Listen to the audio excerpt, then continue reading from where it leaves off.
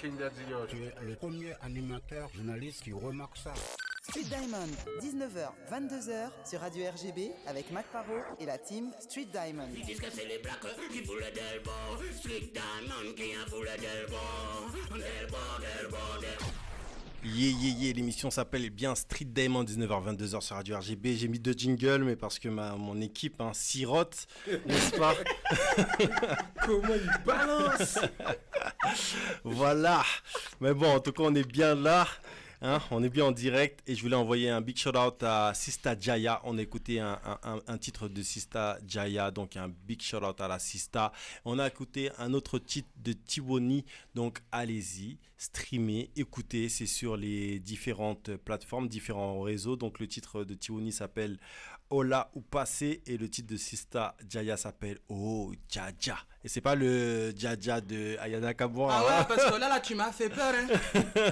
Non, c'est pas la même chose. Donc je vous rappelle bien que on est ensemble depuis un petit moment déjà. On était avec le frérot Joey de RAC, le média digital indépendant. Et là, nous sommes avec un monsieur qui travaille et qui milite depuis un moment déjà.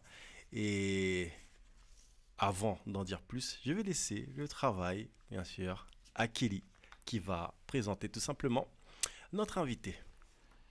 Thierry Malo est un romancier, poète, slameur, auteur, compositeur, interprète, créolophone originaire de la Guadeloupe. Foot mi c'est qu'a fait des bites.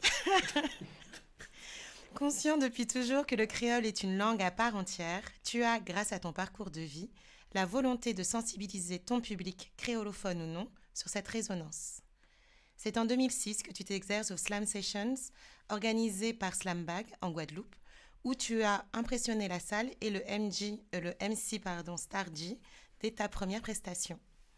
En 2007 et 2009, tu publies 2 recueils de poèmes, soit respectivement Powell à l'homme volum et 12 textes dans l'avion, et ton premier album Powell Funk K est récompensé par le prix auteur de la SACEM Guadeloupe en 2010. Activiste, tu n'hésites pas à romancer une histoire d'amour qui se déroule lors du mouvement social du LKP en 2009. Cette œuvre intitulée Demoun est un concept album en film Puzoreao, comme tu aimes le préciser, qui sera complété par Rebelote, la première nouvelle que tu publies en créole.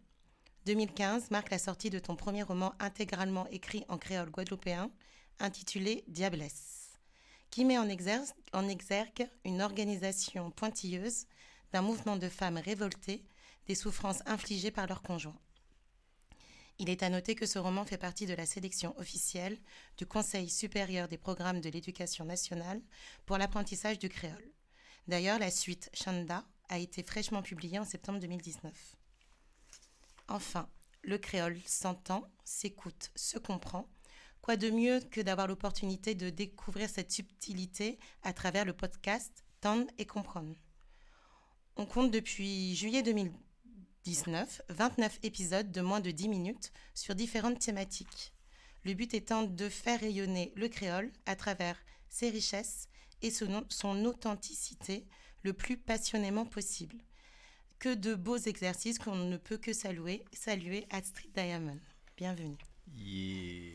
Eh ben merci. Merci à toi. Oh là là, vraiment, très jolie présentation. Merci. Et tu n'as même pas vu la présentation vidéo qui a lieu en ce moment même où tu es entouré d'un filet orange extraordinaire. Tout côté, voilà. Donc bienvenue sur Street Diamond, c'est pas la première fois et ça ne sera pas la dernière fois. C'est avec plaisir que je reviendrai. Parce qu'il faut éduquer la population, il faut parler à la population, il faut apprendre à la population, il faut partager avec la population, il faut aussi apprendre de la population. Oui. Mais en tout cas, il faut pouvoir échanger. Et je pense que c'est le plus important et c'est pour ça que tu es là avec nous, tout simplement, Timalo. Super. Donc déjà, Timalo, il y a pas mal de choses à se dire, mais moi, je suis quelqu'un de simple, basique, comme Orelsan. Et, et déjà, j'aimerais déjà dire que félicitations pour ton podcast. Je te l'ai dit en off, il y a quelques semaines de ça, mais moi, ce que je dis en off, Sauf quand c'est des grosses bêtises, n'est-ce pas? Faut pas que tu me dises, ah, Mac m'a dit, c'est en off, je veux le balancer, je m'en fous, il m'a dit, je pouvais tout dire. Mais ce que je dis en off, en tout cas, tout ce qui concerne les compliments, ce que j'apprécie, c'est réel, c'est pas du fake. Et ton podcast est archi lourd et je trouve qu'il a une place hyper importante. Donc là, du coup, c'est marrant parce qu'on a une invitée qui n'a pas pu être présente. Et finalement, on est avec les deux invités qui travaillent le format podcast. Et avant de parler précisément de ce format de podcast, c'est que ce serait intéressant, Kelly t'a introduit, voilà, présenté, mais c'est intéressant aussi de savoir que toi aussi tu as un parcours, et même s'il y a plein de gens qui te connaissent, savoir que tu ne viens pas de nulle part, déjà tu viens aussi d'un héritage, malgré tout, l'héritage de ton père. Ouais, c'est mon père et ma mère sont des gens qui sont des militants depuis qu'ils sont, je dirais, depuis qu'ils sont gamins, quoi. Rapproche-toi un peu du micro. Donc mes parents sont militants depuis qu'ils sont gamins. Et ils ont commencé au mouvement rural des jeunes chrétiens, dont l'antenne a été fondée par le père Chérubin Céleste, qui est on va dire un prêtre militant. Donc il y a quand même plein de choses à raconter sur ce mouvement-là. Il faut juste savoir que l'idée, c'est que on envoie des gamins qui sont des chrétiens convaincus, les parents les envoient, ils ont 16, 17 ans, donc ils sont pas majeurs, tu vois. On les envoie regarder la Guadeloupe, les jeunes regardent le pays, et en 1975, ils disent ah non, il faut qu'on soit indépendant, hein, c'est pas possible, ça peut pas marcher comme ça. Donc voilà, c'est ça le mouvement rural des jeunes chrétiens. Il va y avoir une fameuse grève à cette époque-là où t'as un prêtre catholique qui dit je fais un jeûne illimité, c'est-à-dire qui se met en danger de mettre fin à sa propre vie, c'est-à-dire qu'il prend le risque de commettre ce qui est pour lui un péché capital, simplement pour dire il est hors de question qu'on ne discute pas avec les travailleurs de la canne. Ce sont des personnes, il faut discuter avec eux. Et de refuser le débat avec eux, c'est inadmissible. Et ça aussi, moi si je pouvais faire un démoun de ça, c'est-à-dire que d'un côté t'as des militants qui disent mais le prêtre ne peut pas faire ça, il est catholique, il n'a pas à faire ça, il n'a pas à mettre sa vie en danger, c'est un péché capital. Genre. Et de l'autre, tu as des gens qui disent, mais s'il meurt, c'est comme si on laissait Jésus mourir une deuxième fois. Donc il faut qu'on se batte, tu vois, et c'est une histoire merveilleuse à raconter. Et c'est un peu l'histoire de l'engagement de mes parents. Et moi, je sais rien de tout ça, on m'a raconté ça après, hein, mais j'avais 3 mois, quoi. Wow. Tu vois, donc c'est de là que je viens, en fait. Et j'ai la chance, si tu veux, le créole, c'est une langue normale à la maison. C'est-à-dire que, bon, la mater capati bastet, comme toutes les mamans, bon, machin, Thierry, je suis pas là, même mot sur le frigo. Bon, ben, le mot, il est en créole. Il n'y a pas de, tu vois. À la maison, on parle créole. Je parle créole avec mes sœurs, je parle créole avec ma grand-mère. Mais ça a été une lutte. Mais moi, je grandis là-dedans. Tu sais, on m'a créé un cocon familial où c'est normal. Et donc, ma sœur arrive, c'est encore plus normal. Maintenant, on commence à être 2 gamins qui parlent créole à leurs parents, ça. Et mon autre sœur arrive, ainsi de suite, tu vois. Donc, on grandit dans une famille où le créole, c'est la langue de l'amour, le créole, c'est la langue de la famille, et le créole se parle avec respect, parce que tu parles à ta mère, tu parles à ta grand-mère, tu vois. Il faut leur parler avec le respect, c'est pas le créole de la cour d'école. Donc, moi, je sais qu'il y a plusieurs créoles. Il y a des trucs que je peux dire en créole là, il y a des trucs que je vais dire en créole là, et c'est pas les mêmes mots. Mais moi, je me rends pas compte. C'est quand j'arrive au slam en 2006, parce que moi j'ai essayé d'aider mon pays. J'ai l'illusion que je vais arriver, je vais acheter une cape de Superman dans une école en France, la mettre sur mes épaules, et je vais arriver en Guadeloupe, je vais sauver le pays. Tu vois. Et c'est une belle illusion si tu veux quand tu es jeune, et d'aller essayer de te confronter à la réalité, parce que ça se trouve, ça marche, hein, mais bon, moi ça n'a pas marché. Et donc au bout de 2 ans, je suis frustré. Et là, tu as Josué Léguier, tu as... Laurence Makiaba qui dit bon machin, on fait une slam session, venez machin. Donc je me dis bon, il y a un endroit où je peux me soulager, je vais aller là quoi. Et j'arrive là et je balance un texte, c'est comme c'est la langue de mon cœur qui parle, je balance un texte en créole. Et là il y a un écho, il y a une résonance. Oh, il y a une connexion qui se fait. Je me dis mais en fait je cherchais, mais c'est là que ça se passe. Et c'est comme ça que ma relation avec le pays à travers le créole s'est faite. Voilà. C'est une très belle histoire. Je sais aussi, voilà, le slam a beaucoup touché les gens en Guadeloupe. Laurence Makiaba et son acolyte ont vraiment fait un très gros travail à ce niveau-là. Laurence continue, bien sûr, avec le Festival Héritage et d'autres actions. Donc un big shout-out à Laurence. Ouais, et je voulais profiter aussi pour saluer DJ Eddie. Parce qu'il fait partie de ceux qui étaient moins visibles, étaient derrière la console, comme plein de gens aujourd'hui sont derrière les consoles. Et une de mes dit, tiens, c'est vrai, souvent, je pense pas parler de DJ Eddie. Et donc, Eddie Alphonse Timal, merci aussi de ton engagement pour ça. Je voulais dire ça. C'est important. Et nous, on aime ça sur Street Diamond parce que souvent, il y a des personnes qui sont majeures et qui ne recueillent pas les fruits de leur labeur, même si elles ont mis des gens en avant et même si elles magnifient le travail des gens. Beaucoup l'ont fait et un l'a fait aussi durant une bonne partie de sa carrière. Il travaillait avec un autre DJ à Radio Nova et c'est l'occasion aussi tout simplement de lui rendre hommage par ce biais. C'est Lionel D. Donc, qui travaillait bien sûr avec DJ Dynasty au Dynastyle, qui faisait des interviews en freestyle. Moi aussi, je vais commencer à le faire. Mais en tout cas, je trouve que voilà, c'est important de lui rendre un big hommage parce que c'est ce monsieur, et je sais que t'aimes le hip-hop, Timalo. Donc, ce monsieur est important pour l'histoire du hip-hop mondial et du hip-hop français parce que faire un délire de faire des interviews en freestyle et gérer des freestyles, gérer les zigotos de l'époque. Voilà, il avait les couilles de le faire, c'était l'un des pionniers. Ouais. C'était l'un des pionniers, mon gars. Le gars, il gérait le ministère, NTM, etc. Aujourd'hui, ce sont des gens qui ont connu des succès phénoménaux, qui ont fait des bercés, etc. Malheureusement, ce ne sera pas le cas de Lionel D. Mais quoi qu'il arrive, Lionel D, ce que tu as fait, frère,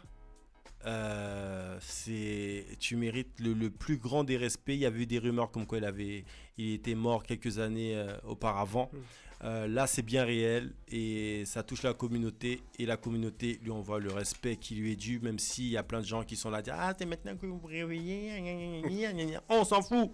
Si vous voulez balancer votre respect, c'est important. Respect, et puis à sa famille et les siens, on n'envoie que du love et qu'il repose en paix. Qu'il repose en paix. Donc voilà, et donc Timalo, il y a pas mal de choses à dire et c'est une phrase que je répète et malheureusement ou heureusement qu'on reçoit des invités où il y a beaucoup de choses à dire parce que sinon on serait bien embêté dans cette émission. Timalo, moi j'ai beaucoup d'œuvres de toi chez moi, ma bibliothèque est bien garnie, donc là moi je suis quelqu'un put my money where my mouth is, so j'ai pris 2 livres de Timalo, je les ai achetés, je vais pas dire de me donner des versions presse ou etc. Ça va.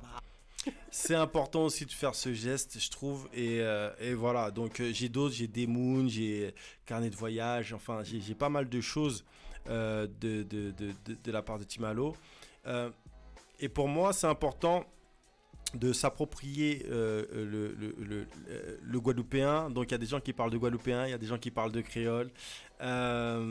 C'est important de s'approprier ces langues parce que ces langues aussi c'est qui nous sommes. On avait reçu Eros dans le building. Eros aussi qui est un véritable personnage. Nous ici on n'était pas d'accord avec certaines choses qu'Eros avait fait ou dit. Et on lui a dit, et lui il nous a dit aussi son point de vue, et en fin de compte on a kiffé parce que c'était justement un espace où on pouvait libérer la parole, qu'on soit d'accord ou pas. Et ce qui était intéressant lorsque Eros est venu nous voir la deuxième fois, parce qu'on a kiffé finalement, c'est son livre qu'il a fait aussi en partie en créole, et où il voulait aussi expliquer aux gens qu'il était important aussi de la même manière qu'on parle en créole aux personnes de son quotidien, qu'on fait l'amour aussi. Faut parler en créole. Quand les petites paroles, on a tous notre petit Patrick Saint-Éloi, notre petit truc, mais c'est des mots aussi qu'on peut susurrer aussi à la douce. Quand on est le Mexicain qui est avec sa concubine dans l'antre de la chambre lorsque les lumières sont tamisées, bien allumées. Poésie. Eh ben il lui parle en espagnol, mon frère. Il lui parle pas en cari, tu vois ce que je veux dire. Donc c'est hyper important que la langue soit partout. Oui, alors partout. Enfin, moi, je crois fondamentalement qu'elle est partout avec nous. Tu vois. Elle est vivante. Voilà. Et en fait, je me suis aperçu d'un truc, c'est que même les gens qui comprennent pas le créole, quand ils entendent la puissance de la langue, ils savent. Tu vois? Là, maman au radio, comme ça. Qu'est-ce ça? Elle a rien dit, hein? Mais tu sens, tu vois? Et cette vibration-là, c'est que le créole vit en toi, tu vois? Et donc, l'idée, c'est, OK, comment je donne de la place à ça dans ma vie? Parce qu'en fait, si ça existe en toi et que ça vit pas, t'as une partie de toi qui est morte. Et c'est dommage, tu peux pas pleinement, tu vois, apporter ce que tu as apporté au monde. Parce que c'est ça, moi, qui m'intéresse. C'est que nous, on a des choses à apporter au monde. C'est pas, ouais, nous, on est Guadeloupéens, nous, on est machin. C'est pas ça. C'est que on a des choses à apporter au monde. On appartient au genre humain. Donc, on doit contribuer à ce que l'humanité aille mieux. C'est notre responsabilité en tant que personne. Et notre culture, notre façon de vivre, notre façon de voir, la chance qu'on a de connaître des trucs, il faut qu'on partage ça au monde. Mais dans le respect. Et donc, moi, j'amène ce que j'ai amené dans le respect. Si tu ne me respectes pas, tu ne mérites pas de recevoir mon zouk. Tu ne mérites pas de recevoir mon dancehall. Je ne te donne pas à toi. Tu n'as pas encore compris que l'humain est dépendant de la vie. L'humain est dépendant du vivant. Et le vivant n'est pas dépendant de l'humain. Ou quoi fait guin-guin? Non. Je vais partager avec d'autres gens. Tu vois ce que je veux dire? Les ricains, ils ont envie d'écouter. Je vais partager parce qu'on se respecte. Tant qu'on se respecte, il n'y a pas de souci. Tu vois ce que je veux dire? Et l'idée, c'est que on a des choses à apporter. Il faut qu'on en prenne conscience. Et je peux te dire, il faut que tu en prennes conscience. Il faut que Yaka. Je peux te dire, ou je peux te montrer comment moi je fais. Et essayer d'inspirer les autres à faire pareil. Et c'est ça mon chemin. Bon, il y avait un truc qui m'avait choqué à l'époque, parce que bon, les gens auront compris que je te suis depuis un moment déjà. C'est à un moment donné, tu as ce site où tu reprenais des mots de créole que tu expliquais, ou etc., des phrases. Et des fois, je regardais les commentaires qu'il y avait, et des fois, il y avait des commentaires ultra virulents. D'ailleurs, autant tu pouvais rencontrer des commentaires de gens, ah oui, super, ah oui, nanani, ah oui, ma grand-mère disait comme ça, et tout, etc. Autant tu rencontrais des genres de gens, des militants du non-sens ou du militant de l'anti-guadeloupéen, tu vois. Les gens venaient dire qu'en fait, la langue créole n'existait pas et que en fait, c'est n'importe quoi, il n'y a pas d'orthographe. Et puis de toute façon, on écrit, c'est une langue orale, point. Et puis on écrit comme on veut, et puis ceci, et puis cela. Alors que il y a des gens qui ont posé des bases. Et ça, je trouve que c'est important aussi de le dire. Oui, c'est important de le dire et c'est important de comprendre à quoi ça sert. Je me rappelle, il y avait un long débat sur Twitter. Il y a un gars qui dit, ouais, de toute façon, les gens veulent embourgeoiser la langue. Les gars, écrire une langue, c'est toujours les bourgeois. Hein. Quand tu travailles la terre, t'as pas le temps d'écrire un bug. Donc c'est toujours les bourgeois. Mais ils le font pourquoi? Il y a des gens qui disent, ok, on va écrire des trucs dans une langue que tu comprends pas parce qu'on veut que notre truc reste entre nous. Et puis il y a des gens qui disent, non, on va écrire parce que toi, t'as une science et il faut que tes enfants profitent de ta science. Et donc, quand tu seras plus là, comment ils vont retrouver tes traces? Alors, aujourd'hui, on a le CD, on peut enregistrer des trucs, mais l'écrit, au départ, c'est ça. Et c'est aussi permettre d'avoir une réflexion sur la langue. C'est-à-dire, tiens, je regarde le texte et ça me dit quelque chose. C'est un truc que tu peux faire avec l'écrit, que tu fais pas avec le son. Le son, ça va direct. L'image, ça va direct. Ça passe pas par le filtre de ton interprétation. Et c'est ça qui est intéressant. C'est-à-dire, tiens, je vois quelque chose, je suis obligé de me fabriquer le son dans mon oreille ou je suis obligé de me fabriquer les images et ça m'évoque tout un tas de trucs que je vais vivre comme si c'était vrai, mais c'est pas vrai. Donc j'ai l'opportunité de réfléchir, de dire tiens, si j'étais dans la voiture avec ma copine et qu'elle est chiante. Peut-être que si j'y avais pas réfléchi, j'aurais laissé partir ma main. Tu vois? Mais le fait que dans un bouquin, on voit comment ça arrive, on sent que ça arrive, on dit oh, c'est vrai, j'aurais été à sa place, peut-être que j'aurais fait ça. Hein. Et maintenant, j'ai l'opportunité de réfléchir. Et ça, c'est ce qu'apporte l'écrit. Donc l'écrit, c'est super important. Et à partir de là, dès lors qu'on fait quelque chose collectivement, il faut qu'on se mette d'accord. Tu vois, si on dit que les gars, on parle sur là c'est le couplet, là c'est l'intro. Tu peux pas partir sur l'intro, tu vois ce que je veux dire? Il faut qu'on se mette d'accord sur comment on fait les trucs pour que de génération en génération, on apprenne, on bute pas sur les mots, voilà, c'est pas chacun écrit à sa sauce, on comprend plus rien, tu vois. C'est écrit en français, c'est écrit en anglais, c'est écrit en quoi? W-O-M-A-N. Moi, pendant longtemps, les gens m'ont dit, ah, c'est woman. Non, c'est woman. Parce que, tu vois, ils ont l'habitude de voir W-O-M-A-N qui veut dire woman. Mais en créole, ça s'écrit comme ça. Mais si on change l'orthographe tout le temps, ils vont perdre leur repère. Et pareil pour les gosses qui sont à l'école. C'est pas l'école qui t'apprend à lire. C'est les pubs. C'est les affiches 4x3. C'est les flyers. C'est là que tu t'exerces. À l'école, il faut que tu donnes le résultat. Donc, si les publicitaires n'écrivent pas correctement, si tes tweets sont pas écrits correctement, si ce matin, tu l'écris toujours avec 2 S, un jadio, un seul suffit, ton nom, tu vois, on va pas s'en sortir. Et c'est encore nous. Tu vois, on fait ça à nous-mêmes. C'est dommage. Donc, plutôt que de passer mon temps à dire, c'est pas comme ça, fais pas comme ça, fais pas comme ci, j'explique pourquoi moi je fais ça, et j'essaye moi de le faire de mon côté. Et évidemment, parfois, moi aussi, je laisse des coquilles. Mais mon intention, elle est là. Mon intention, c'est d'essayer d'écrire un créole qui soit respectueux de ce que les gamins apprennent à l'école pour que la transmission puisse se faire. On vous rappelle qu'on avait reçu aussi Tony Mango et d'autres militants qui font passer aussi des épreuves du bac. Il y a eu Diacoc. Oui, Max Diacoc aussi, bien sûr. Et qui font passer des épreuves du bac, etc. En créole. Donc, une démarche très importante et vous vous rendez bien compte que ça nous est aussi important pour nous sur Street Diamond. Donc, il y a pas mal de... Je sais qu'il y a aussi l'événement, le Sénat. Oui. Que tu fais avec... que tu fais avec pas mal de personnes. Ouais, j'allais citer une personne, mais je me suis dit, si je cite une personne, alors que c'est aussi riche que ça... C'est compliqué. Quel est le but du Sénat? Alors déjà, c'est important pour moi en tout cas de dire que c'est une idée de Gerty Dambury. Une innovation de Gerty Dambury, franchement. On l'aime, Gerty Dambury, elle déchire. Elle est venue sur Street Diamond. Ouais, super. Et parce qu'en fait, et c'est parti de l'idée de faire découvrir la littérature de la Caraïbe. Parce que souvent, quand on demande des gens la littérature de la Caraïbe, ils connaissent Césaire, et puis ils connaissent Chamoiseau, et puis c'est tout. Et donc ça l'énervait un petit peu. Elle dit non, mais il y a d'autres gens, et donc j'ai envie de faire découvrir ça. Et elle a eu l'opportunité, on lui a dit, mais voilà, on va commencer par toi. On va commencer par faire découvrir la littérature de Gerty Dambury. Donc tu vois, elle pouvait pas reculer. Elle est obligée de se lancer, puisque... voilà. Et donc elle me dit voilà, déjà ça va être les textes de Gerty Dambury, avec Gerty Dambury, les comédiens de Gerty Dambury, ça peut pas être en plus Gerty Dambury qui présente, tu vois. Donc est-ce que tu veux bien venir faire le MC, quoi. Et moi j'ai trouvé le projet génial, et c'est comme ça que je me suis retrouvé à être le MC du Sénat de Gerty Dambury qui parlait de Gerty Dambury. Le tout premier, c'était que des textes de Gerty Dambury. Et ça a super bien marché. Et après, il y en a eu d'autres. Au début, c'était au Théâtre de l'Épée de Bois. Et là, on essaye de trouver des endroits qui acceptent d'accueillir le format.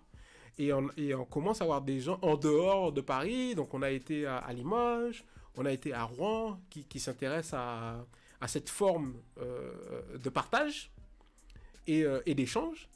Et voilà, et récemment, on a trouvé... Justement, excuse-moi de te couper, plus concret, de manière plus concrète dans... Comment ça se passe, le Sénat? On rentre dans une salle, qu'est-ce qui se passe? Alors... à l'entrée, on rentre, tac, on est pris par la vibe. Le Sénat, comme je dis souvent, c'est très simple à vivre, mais c'est très compliqué à expliquer. C'est-à-dire que on a une thématique sur laquelle on invite les gens à échanger. Et c'est mon rôle en particulier d'essayer de faire en sorte que tout le monde puisse parler. Et il va aussi y avoir des textes d'auteurs de la Caraïbe, donc ça peut être de Porto Rico, du Venezuela, de Guadeloupe, Martinique, Dominique, Trinidad, de toute la Caraïbe, plus les Guyanes. Il va y avoir ces textes-là. Et donc, parfois, ce sont des textes qui sont traduits en français, parfois, ce sont des textes en créole, parfois, ce sont des textes en anglais ou en espagnol. Toutes les langues de la Caraïbe sont représentées. Et comme on veut pas que, bon, tu comprends, parce que c'est comment il s'appelle, parce que c'est... je sais pas moi, Zoé Valdez qui parle, tu comprends, je peux pas parler. Ou bien parce que c'est France Fanon, tu comprends, j'ai pas le droit de pas être d'accord. On dit pas le nom des auteurs. Tu vois? Et on n'applaudit pas non plus quand on dit un texte d'auteur. Parce que quand toi tu parles, il y a personne qui t'applaudit. Bon, sauf quand il y a eu la présentation de Timalo. Mais sinon, tu vois, quand toi tu parles normalement, il y a personne qui fait et puis qui applaudit. Donc on fait pas ça. Et ça fait que il y a un dialogue qui s'instaure entre les auteurs de la Caraïbe et des gens qui entendent le texte, et sur cette thématique, ont un autre point de vue. Et ce qui se passe, et qui va au-delà de nos espérances généralement, c'est que les gens parlent de choses qu'ils ont vécues dans leur chair, qu'on n'aurait jamais imaginé, et c'est arrivé depuis le premier Sénat. Et quasiment, ça fait 8 ans maintenant que ça existe, quasiment à chaque Sénat, il y a peut-être eu, même pas non, tous les Sénats, à un moment donné, il y a quelqu'un qui nous raconte quelque chose d'une énorme valeur pour nous, parce que c'est voilà comment cette thématique-là, voilà ce que ça raconte chez moi, voilà ce que ça éveille chez moi. On va à Limoges, Timal, et on se dit, bon voilà, on va rencontrer des gens qui sont à Limoges, qui viennent dans un contexte de théâtre, c'est des gens de culture, machin, on sait pas trop comment on va aborder ces gens-là, ça. Et il y a une dame qui était là, et elle est venue avec son mari, et là, cette dame-là, c'est une dame noire, africaine, et on est en train de parler, ça veut dire quoi être caribéen? Et à un moment, cette dame nous raconte que son nom de famille, ça veut dire littéralement qui accompagne le blanc. Et la nana nous raconte ça, pardon, la dame nous raconte ça, elle a les larmes qui lui viennent, tu vois. Et de voir jusqu'où ça va, c'est-à-dire que elle est descendante d'une famille de gens qui ont été mis en esclavage au point que leur nom de famille, c'est celui qui accompagne le blanc. Des trucs qu'on n'aurait jamais imaginé et qu'on n'aurait jamais imaginé entendre à Limoges. Et ça, c'est d'une valeur inestimable. Et c'est le dispositif que GRT a imaginé qui fait ça. C'est d'avoir un espace où en même temps, on peut parler de choses sérieuses sans être dans la vindicte. Et on parle de choses sérieuses qui nous touchent. C'est pas juste des choses sérieuses de grands grecs, des choses sérieuses de nous.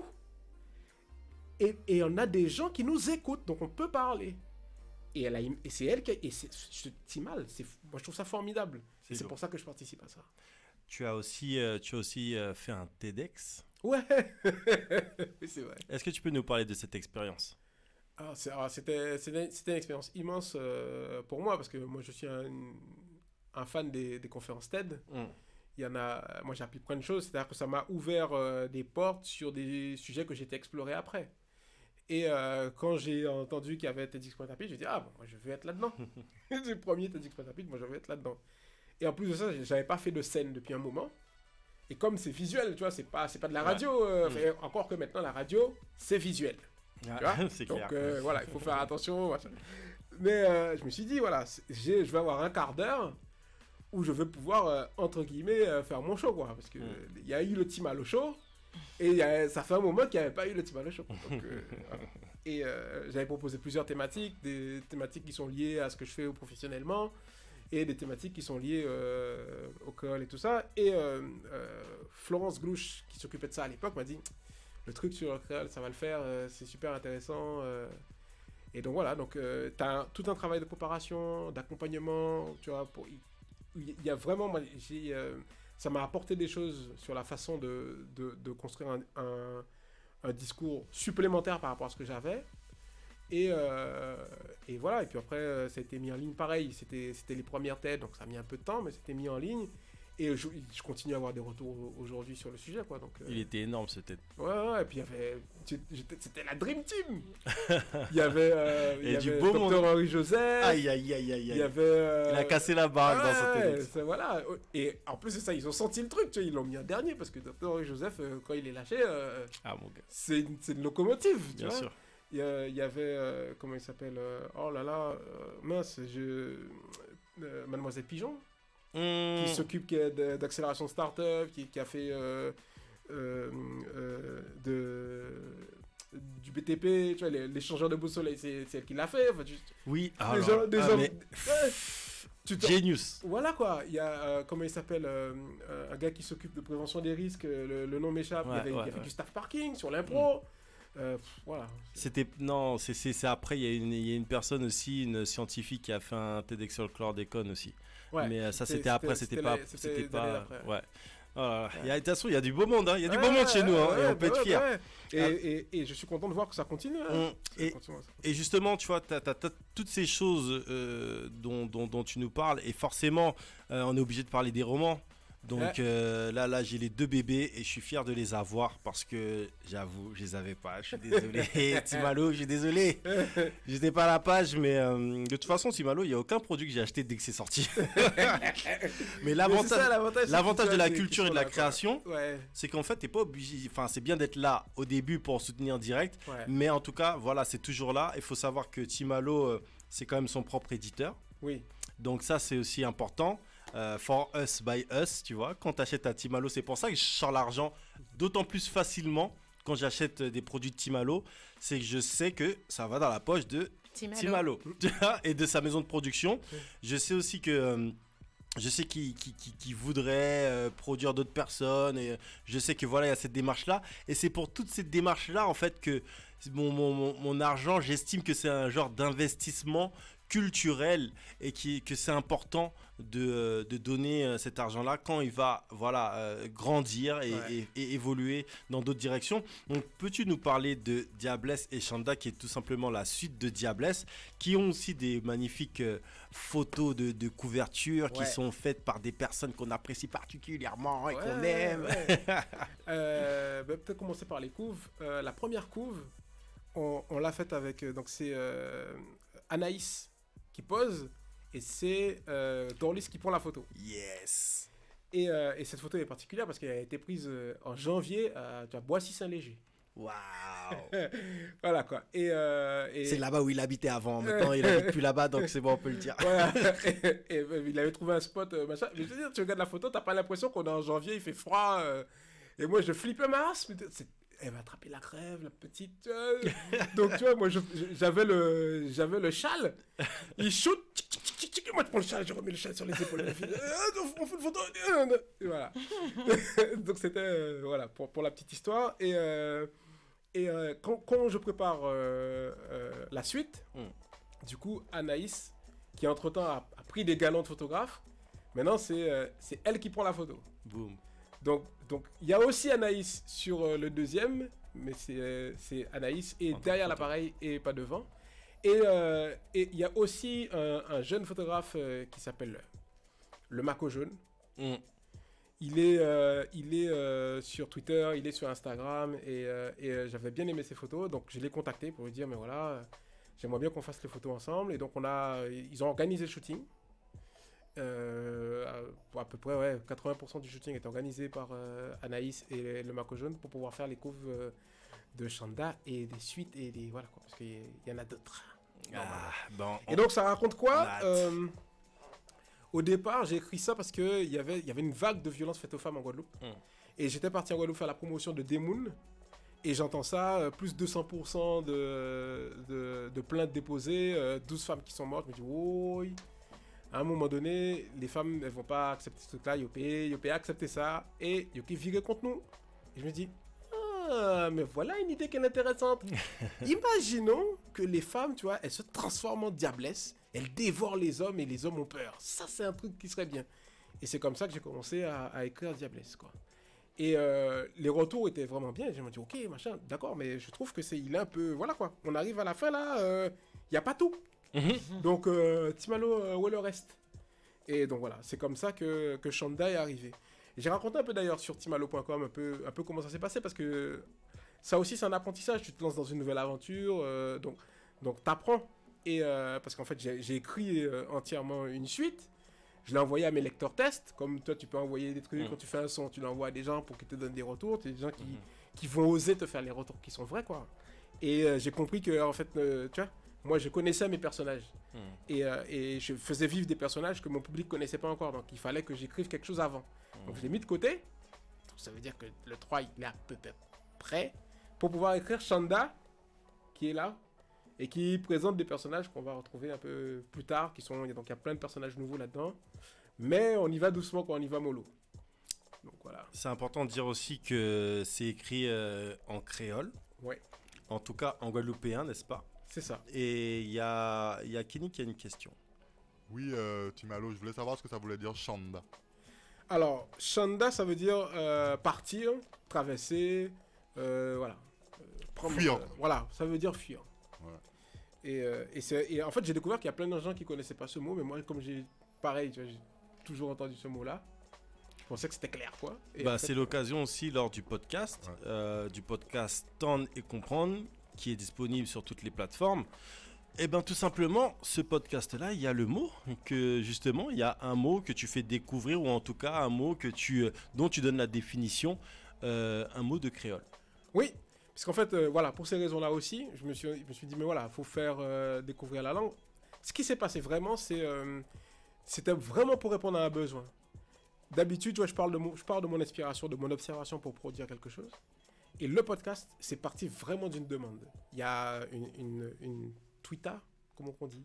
Je sais pas. Moi, je sais pas non plus, je suis pas un bouc de Twitter Twista, moi je sais pas. Je sais pas. Qui s'appelle Clem Cancel. On dit un tweetos, peut-être une tweetos. Voilà. Bon, donc, Clem Cancel dit, mais voilà, je cherche des trucs pour entendre le créole. Même un podcast, tu vois, ça m'irait. Et j'ai fait, bah, je peux faire ça. Et donc, je me suis trouvé un format. Donc, je parle sur un sujet pendant 2-3 minutes. Je dis un texte d'auteur parce que ça me donne l'occasion de découvrir des textes. Et je reviens sur un mot de vocabulaire. Généralement, un mot de vocabulaire que j'ai utilisé, soit je l'ai utilisé dans mon causé, soit dans le texte que j'ai lu, il y a ce mot de vocabulaire. Et j'en profite pour donner la définition du mot en créole. Donc, le podcast est entièrement créole. Il n'y a pas de français, il n'y a pas d'anglais, que du créole. Ça, c'est mortel, c'est ce que j'apprécie dans ce podcast. Franchement, ça fait aussi partie de mes gros coups de cœur podcast. Et j'en écoute énormément. J'en écoute en français, j'en écoute en anglais et j'en écoute en créole, surtout grâce à toi, n'est-ce pas? Je trouve aussi, il y a aussi un côté éducation dans ton podcast. Moi, je sais que là, tu parlais des municipales et Rack aussi a pris ce sujet. Rack parlait du municipalovirus. J'adore. Et toi, en fait, tu prends le parti d'éduquer les gens par rapport aux municipales qui arrivent, aux élections. Et moi, il y a des choses que j'ai apprises avec ton podcast. Déjà, il y a des compétences. On apprend les compétences d'une mairie, d'un maire, et on apprend en fait que tout simplement, mais il y avait un truc que je savais pas lorsqu'on allait voter, on votait pour une liste, pas pour un maire, c'était la liste qui élisait le maire. Ah, bon, voilà. Moi, je me suis aperçu que justement, toutes ces méconnaissances-là faisaient qu'on avait un rapport avec les élus qui est faussé, parce que eux, ils peuvent pas se défendre. Ils sont en train d'essayer d'avoir tes voix. Donc ils vont pas te dire ouais mais ça je pourrais pas le faire. Ouais, mais ça, ils vont pas te dire ça. Ils vont te dire ouais vote pour moi. Si vote pour moi. Et donc ils t'expliquent pas en réalité les règlements font que tu peux pas faire ça comme ça. Dans ma commune, aux élections précédentes. Quelle commune? Je viens de Bouillante. C'est partout, c'est facile à trouver sur le net donc on va pas t'inquiète. tu vois. Je viens de Bouillante. Aux élections précédentes, au moment où le maire passe, juste après les élections, le lundi matin, il y a des gars qui vont au travail. Parce que le gars leur aurait promis du boulot. Il dit ouais. Donc, élection finie dimanche soir, 20h. Résultat proclamé, machin. Le lundi matin, 8h. T'as des gars qui sont là, ouais, où est le travail? Mais techniquement, le gars n'est pas encore maire. C'est juste que la liste est passée. Il faut qu'il y ait une convocation. Le conseil municipal se réunit et élit le maire. Et tu te rends compte que les gens ne sont pas au courant de ça. Qui est au courant du principe de la prime de la majorité? Ça aussi, c'est un truc... Mais quand tu regardes, c'est massif. C'est-à-dire que tu as des gens qui sont conseillers municipaux, mais ils ne peuvent rien faire. Au mieux, ils sont là, ils savent ce que le maire va faire, ils peuvent t'informer. Tu es au conseil municipal, tu sais ce que le maire a décidé en termes d'investissement, de budget. Donc, il a l'information, mais il peut pas... L'opposition, en réalité, ils ne peuvent pas s'opposer. J'aimais bien ce que tu disais aussi, tu as utilisé un terme, ce n'est pas réellement une opposition. Ouais, c'est la minorité. C'est ça. Et justement, c'est pour ça que je vous invite aussi à écouter ce podcast parce qu'il y a plusieurs sujets. Il y a forcément, tu parles un peu de... Il y a ce côté aussi pareil, hein, ça suit des fois l'actu. Et donc, il y a aussi ce côté, on va parler du chlordécone, bien sûr, mais on va parler aussi d'autres choses. Et vraiment, je trouve qu'on peut en sortir grandi, comme toutes ces questions technico-techniques, des fois aussi, qu'on apprend. Et c'est aussi l'envers des élections aussi qu'on n'a pas forcément. Mais il y a tellement, franchement, ce podcast-là, il était pratiquement, enfin, j'ai envie de dire, il était essentiel. Wow, Il y a d'autres podcasts hein, qui sont vachement cool. Il y a des historiennes, je crois que c'est en Martinique, des historiennes qui font un podcast. J'ai Ouais. pas le nom du podcast là. Il y a dans Samora la tête. Cueilli aussi qui fait le Moicast. Voilà, il y a Ça, Moicast. c'est- ouais. Big up Timal. Il y a plein de gens comme ça qui font un gros travail, mais un podcast entièrement créole, on en avait vraiment besoin. Donc, encore une fois, un grand merci à toi. J'ai vraiment envie d'envoyer les gens vers toi parce qu'encore une fois, le For Us, By Us, tu sais, il y a beaucoup de gens comme ça qui partagent des articles. Ouais. Il y a d'articles qui tournent beaucoup, jusqu'aujourd'hui encore sur Internet, sur oui, les Américains, les Noirs américains maintenant achètent de plus en plus des produits de leur communauté. Et je vois plein de gens qui postent les trucs comme ça, tu vois. Ouais, regardez là-bas. Moi, je vous dis, les gens qui postent, achetez aussi, tu vois. N'entendez pas que simplement les Américains. Faites aussi à votre échelle. Et je pense que c'est le plus important. Aujourd'hui, on est le 29 février 2020. Timalo, t'as une grande histoire aussi par rapport à ton positionnement et par rapport à ton pays, qui est la Guadeloupe. Aujourd'hui, en 2020, Timalo, autonomie ou indépendance? Autonomie ou indépendance? Moi, je suis pour l'indépendance. Et le For Us by Us, c'est un avantage. C'est-à-dire, OK, on a des structures qui sont déjà en place. Apprenons à faire du For Us by Us pendant qu'on a ça. Parce qu'à un moment donné, on l'aura plus de toute façon. Hein. Les gars, ils vendent l'aéroport de Paris. Ils vendent l'aéroport de Paris. C'est clair. Ils ont assassiné Rémi Fraisse. Le mec, il est ni blanc, ni noir, ni arabe. Ils en ont rien à faire de nous. Ils pensent pas à nous. Tu vois ce que je veux dire? Ils pensent pas à nous. Tu vois, c'est comme quand tu marches. Oh, il y avait une fourmi. Tu penses pas à la fourmi. Ils sont dans le même mode. Donc, apprendre et pas juste dire ah ouais, on n'est pas prêt. Ah ben, ok, d'accord, peut-être qu'on n'est pas prêt. Organise-toi pour être prêt un jour. Et c'est tipilo pas tipilo, c'est Gondiri qui a fait ça que Diri. Tu vois? Donc, je vais apprendre à gérer un business. Je vais apprendre à comprendre ce que c'est ce qu'on appelle une chaîne de production.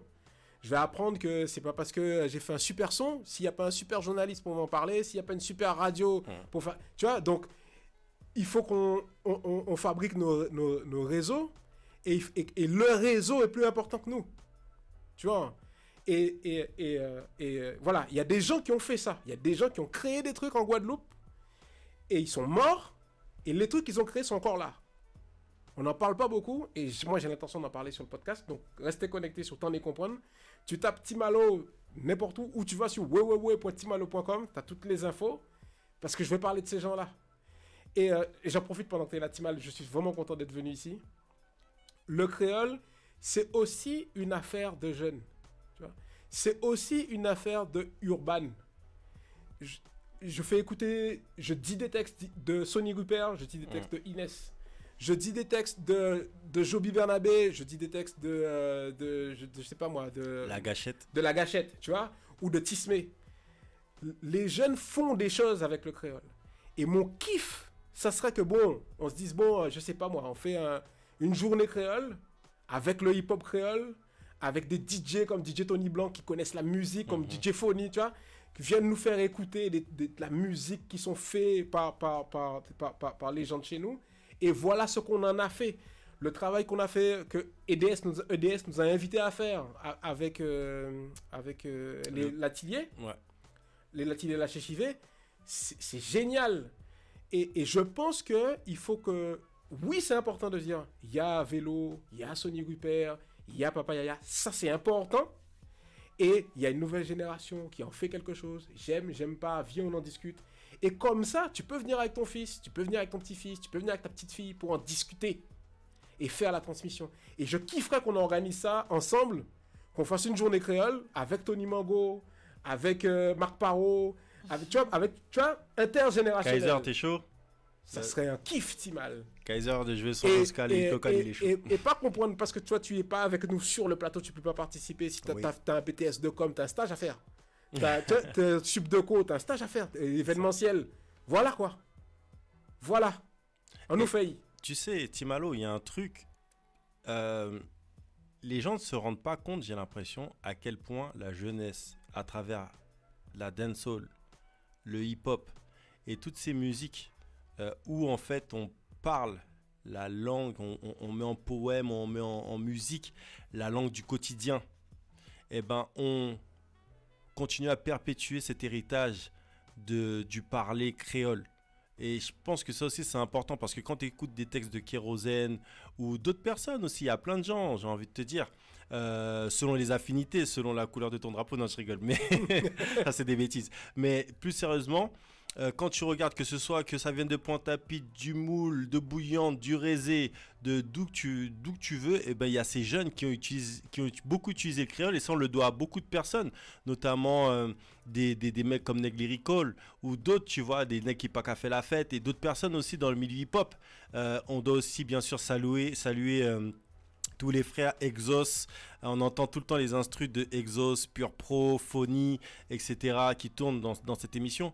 Et je pense aussi qu'il faut vraiment, vraiment pas pour sous-estimer le travail en fait qu'a amené ces musiques. Man, les gars, ils ont épluché tout. Tu vois, Exos, Stargy, je sais que les gars, ils ont écouté des sons. Comment il s'appelle? Rotin. Le mec, il a écouté des sons. Tu vois, c'est-à-dire, c'est des gars, c'est des chercheurs en musique. C'est des chercheurs, ils ont des fouillés. DJ Phony, man, on regarde son Instagram, le mec il passe son temps à les fouiller, man. Gros, moi je regarde chaque truc qu'il poste, DJ Phony.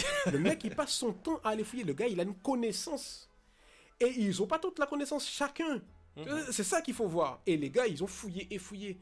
Donc, c'est vrai qu'il y a beaucoup de MC, ils perpétuent l'idée de parler et la façon dont on parle. Ok. Et il y a des MC, man, ils mettent ça à un level. Et donc voilà, moi je kiffe. Et je fais entendre ça. Et je fais entendre pourquoi je kiffe. Quand je dis un texte de Inès, je montre bien. Voilà, c'est pas du créole pur. Et c'est pas bon que ça soit du créole pur. Mais la façon dont elle le fabrique, il y a des raisons. Il y a une personne derrière, il y a un vécu derrière. Et c'est ça qui compte plus que la langue qu'elle utilise. Mais la langue nous raconte ça. La façon dont elle fait son créole nous raconte, voilà d'où je viens. Et est-ce que je peux être dans la famille? Et on lui dit oui, on ouvre les bras. Et ça, Timal, c'est précieux. Tu es à Cergy-Pontoise. Tu es, je sais pas moi, tu es à Château-Thierry. Tu es un créole, tu te sens pas machin. Mais tu es une personne. Tu es de notre famille. Alors peut-être que bon, t'as des cousins que t'aimes pas trop, machin, ils sont un peu chiants, ils te taquinent. Ils te taquinent. Mais on t'aime. Tu vois? Et donc, viens, t'as le droit à la parole. Tu vois? Et aujourd'hui, j'arrive à un moment où c'est aussi mon rôle de dire ça. Et c'est pour ça que je le dis. Merci Timalo, merci, c'est important. Je vous invite à aller sur timalo.com, à écouter le podcast Temps de comprendre, c'est disponible partout. Merci vraiment du fond du cœur, l'émission se termine.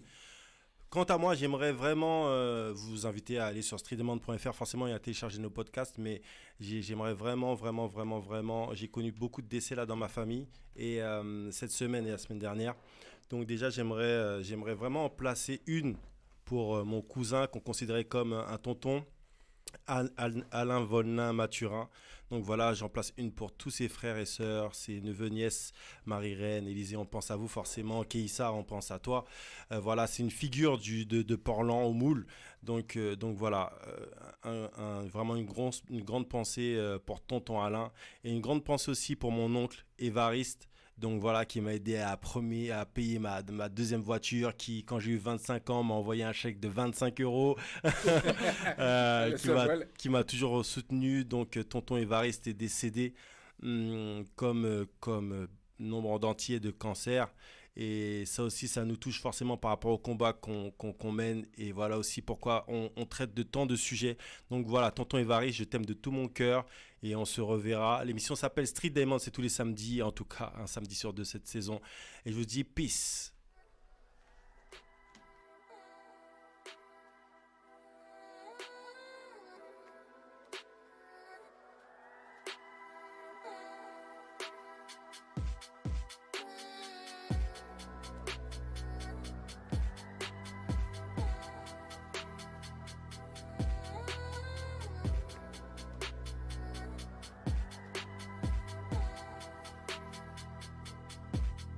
Caio veut encore,